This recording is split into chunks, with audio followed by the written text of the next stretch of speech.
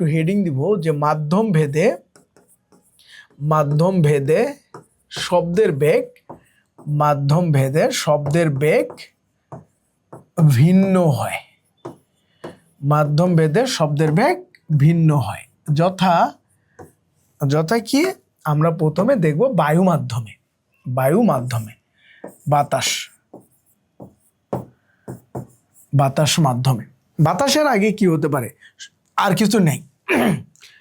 বাতাসের মাধ্যমে আবার অনেক সময় হতে পারে, আপনি মনে করতে পারেন ভ্যাকুয়াম মাধ্যমে কি হবে, তো ভ্যাকুয়াম মাধ্যমে ওটা আমরা একটু পরে লিখব।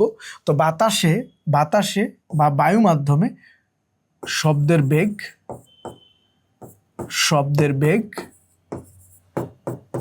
0 মিটার পার সেকেন্ড।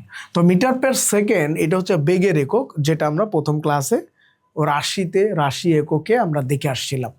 তো বাতাসের শব্দের বেগ হচ্ছে 332 মিটার পার সেকেন্ড।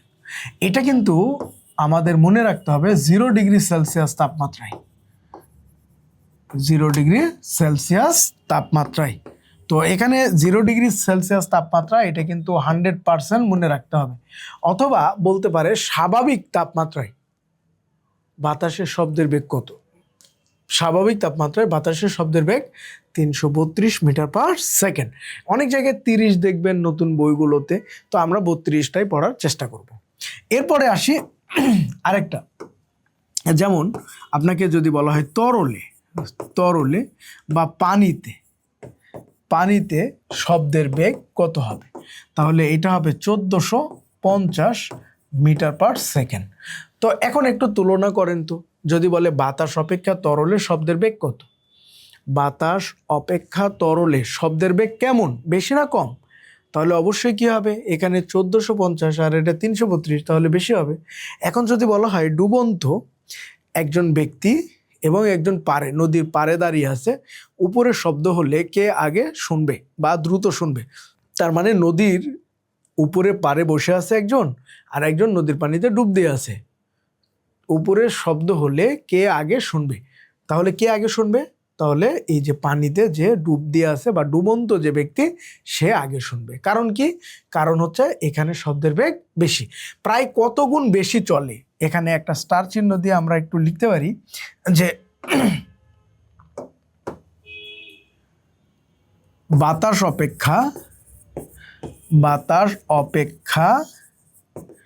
অপেক্ষা পানিতে শব্দের বেগ প্রায়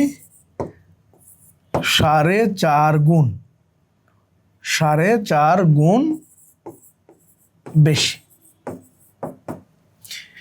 এই জন্য ডুবন্ত ব্যক্তি শব্দ আগে শুনবে।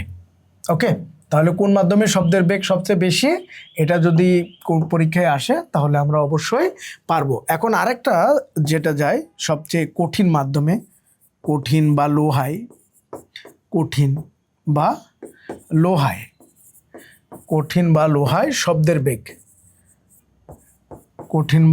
শব্দের বেগ হচ্ছে 5221 মিটার পার সেকেন্ড।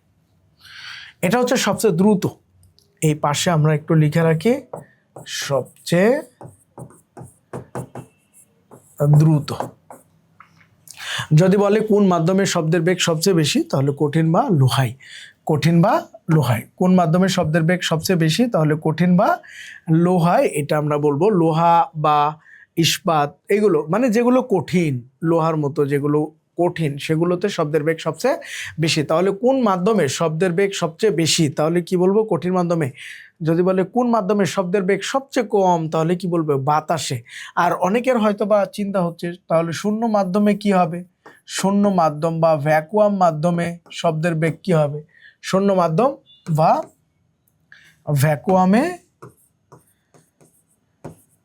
ভ্যাকুয়ামে শব্দের বেগ, ভ্যাকুয়াম মাধ্যমে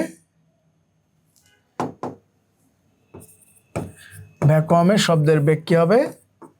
শব্দের বেগ 0, কারণ এখানে শূন্য মানে কোনো চলাচল করবে না। তো শূন্য মাধ্যমে শব্দের বেগ শূন্য। এখন যদি একটা কাঁচের জারের ভিতরে আপনাকে রেখে দেওয়া হয় ভ্যাকুয়াম করে, তাহলে ওইটা পাস করবে না, তাই না? শব্দ বের হবে না। তাহলে বিভিন্ন মাধ্যমের শব্দের বেগগুলো আমরা একটু মনে রাখবো। তো আবারও বলছি, শূন্য মাধ্যমের শব্দের বেগ 0 মিটার পার সেকেন্ড, আর মিটার পার সেকেন্ড হচ্ছে বেগের একক, যেটা আমরা আগের ক্লাসে দেখে আসছিলাম। এরপর বাতাসের শব্দের বেগ হচ্ছে 332 মিটার পার সেকেন্ড। এটা অবশ্য 0 ডিগ্রি সেলসিয়াস তাপমাত্রা বা স্বাভাবিক তাপমাত্রায়।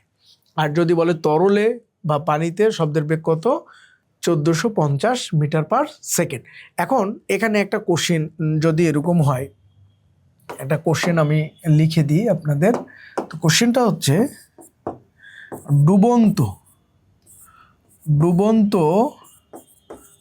ব্যক্তির কাছে বৃষ্টির ফোঁটা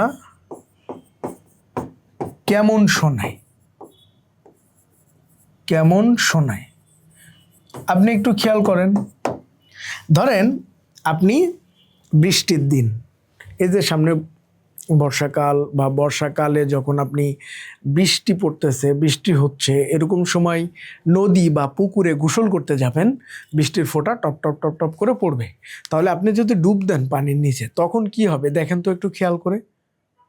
কি বুঝলেন? অবশ্য জোরে শোনাবে। হ্যাঁ, তাহলে কেমন শোনাবে? জোরে শোনাবে, আস্তে না। হ্যাঁ, জোরে শোনে।